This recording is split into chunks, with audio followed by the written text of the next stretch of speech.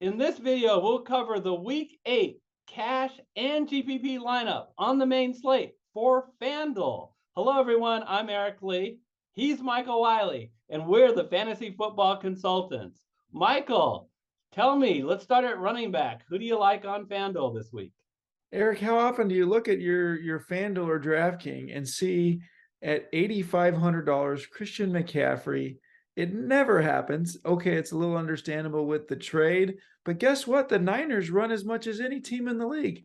Okay, I see that they're going up against the Rams, one of the tougher defenses against the run, but that's never scared away the Niners, who do well always against the Rams, regardless whether it's home or away, at least in recent years. And guess who performs week in and week out? The only time he doesn't necessarily perform is when he only gets 7 snaps or whatever it was this last week for San Francisco. That won't happen again. I know it's rare to see a guy like Christian McCaffrey, who's so smart that he's plug and play a couple weeks in, but Christian McCaffrey, the Stanford grad, he is exactly that. What he has done, even in Carolina, not necessarily a robust offense, and what he can do and should do for San Francisco, which is a much more robust offense that relies heavily on its running game, is he's going to produce. I don't think we can pass this up, Eric. I think he presents such a high floor, regardless, at an $8,500 price tag. Get him in my lineup. No, I agree completely. The only reason not to do it is you're worried about will he get a full workload. But look, the Niners made this trade because they want to win now, this year. They're playing their division rival Rams. After the loss last week, they need to win this game. So I definitely think Christian McCaffrey will be playing. So love the pick. I can't believe he's $8,500. A guy who's a little bit more expensive, but just a tremendous matchup. There's not a whole lot that I don't like about Derrick Henry this week. I like the fact that over the last 4 weeks, he has averaged 28 touches. 28 touches, Michael. That's insane.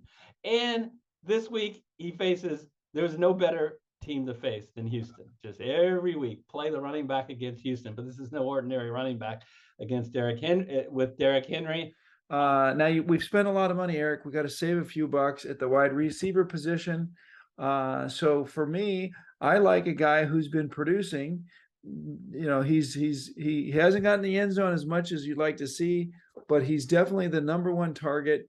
If you watched the game last week, you saw it for New Orleans. It's Chris Olave going up against my Raiders, who have not been great against the pass. At $6,900, a nice little price tag for a guy who is the clear number one. Look at the targets: 14 this last week, 13 in weeks 3 and 4. Just a beast of a performer. I think he's going to start getting in the end zone a little bit more. Chris Olave, I think, is well worth the $6,900 price tag. Yeah, I agree. And another guy who I think was right around that price, who I want to make sure we get back in the lineup at 7,500, just a little bit more expensive, is CeeDee Lamb. So I got to admit, CeeDee Lamb was a little bit of a disappointment. It wasn't his fault.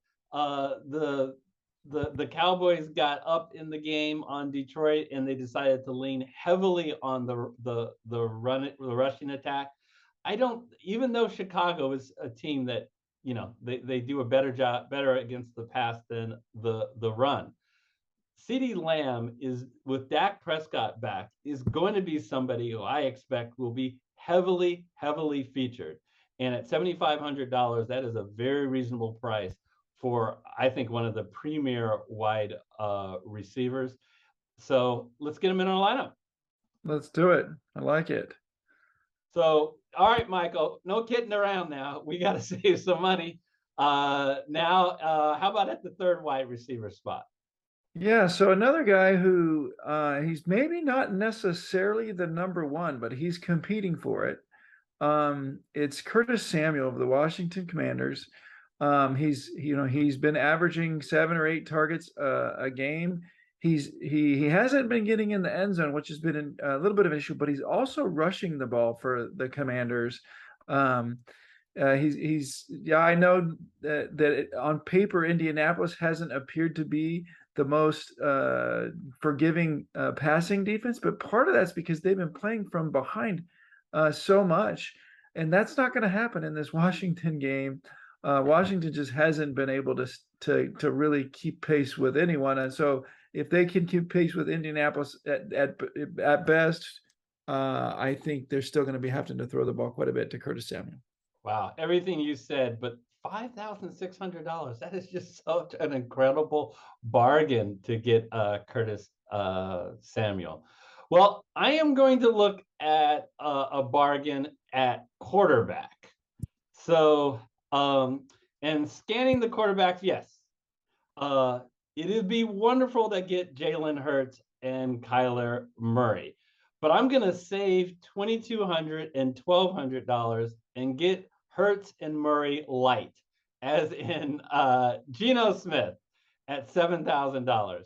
He's a guy that is that dual threat. They will pass and then he will take off running, consistently giving you a floor with the running game. I like the environment he's in. He is a home favorite, 3 points, and a very reasonable 24 implied total. Yeah, I agree. And you know what that allows us to do? That allows us to get in the flex spot, a clear number one. I'm jumping ahead of you, Eric. I'm moving you to the flex. A clear number one back for his team. He is the workhorse, doesn't really share time at all. It looked like he was at the beginning of the season, but he's not doing that. With a team that has been really intelligent with its run pass balance, even though it has some of the top wide receivers in the league, that's Raheem Mostert of the Miami Dolphins going up against the second worst rush defense in the league this week, the Detroit Lions. He's also getting involved a little bit in the passing game. Look what he's done, each of the last 4 weeks on the ground, being involved in the passing game as well, drawing against the Detroit Lions. And if Detroit get their offense back, a game that should be a relatively high scoring game. And I think Miami should be able to stay ahead, which is a good game environment for number one bell cow back. All right, so at tight end, we actually have a stack. We don't intend to have to do stacks in cash game, but if there's value there, there's no problem with having a stack. And at only $4,700, let's get Noah Fant in our lineup. As I said before, as a tight end, it's nice to be a home favorite. Last week, he was ill during the week, which could have been the reason why he had such a bad game.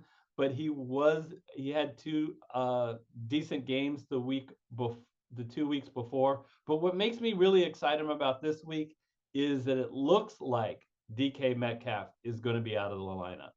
And if DK Metcalf is out, that frees up targets for everyone else on that passing attack. So, and we really appreciate the bargain of $4,700. Yep, and I think we all know that Noah Fant's an athlete and can do much more. So, Eric, you've left me a whopping $3,000, which means we've got to go all the way to the bottom. Thankfully, they do have some $3,000.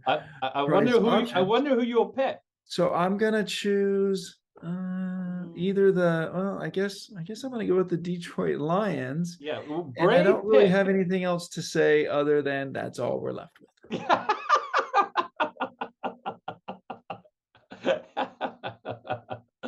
All righty. Well, that is our cash lineup. Let's turn our attention to GPP.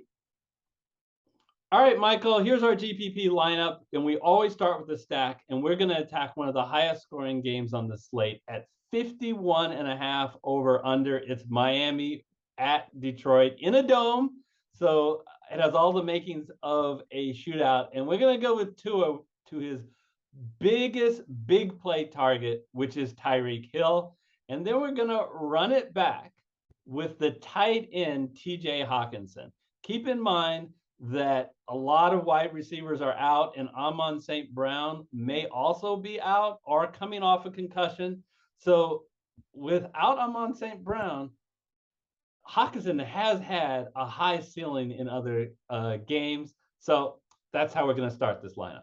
Michael? Yeah, I'm with you there. Let's do it. It's a great start. I mean, how do you got to love the upside of both of those receivers, especially. Let's do it.